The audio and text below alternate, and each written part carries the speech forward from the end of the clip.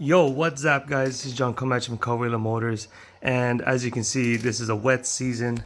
We're gonna have a video coming to you with the 59 tooth sprocket from S3. Now this is actually a really good upgrade that I've actually really enjoyed the first time I rode it. Now I gotta get a little bit more time on it, but the reason I'm making this video today is to show you this. Now I kind of got the bike a little bit cleaned up from last time. We did our fat boy spring adjustment in there, so that's working pretty good.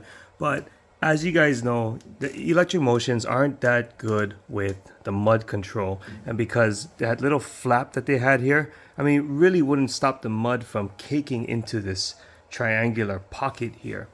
So I just took a little sample from another bike. This is from a YZ85, I believe. Now this piece is kind of a really jerry-rigged amateur looking setup, but hey, that's kind of what I am, and I figure I would just do this to test it out and see where it goes. But I used this flap from a YZ85. I cut it shorter so that it wouldn't extend all the way down, especially when the bike is loaded and I'm sitting on it.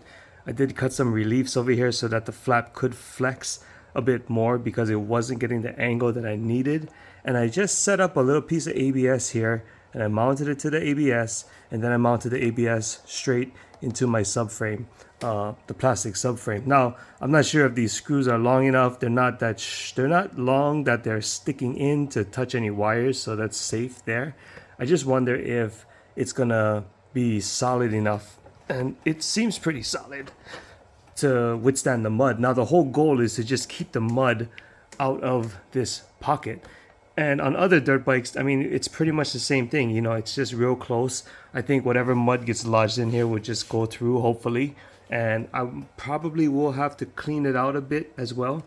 But when the mud gets trapped in here, and actually this whole area gets filled with mud, number one, the tire won't even spin, and number two, the suspension cannot even compress because of that mud. So hopefully we just give it actually less of a gap without that pocket space, and I think we'll be good to go. Now we're gonna test this out and see how it is. But until next time, guys, try think about this idea. If you can come up with something better, please let me know. Put it in the comments of how I could do this better. But this is just version 1. This is just to test the concept. If it doesn't work, probably just gonna scrap it and start over. Alright guys, well, thanks for tuning in, and until next time, ride with aloha.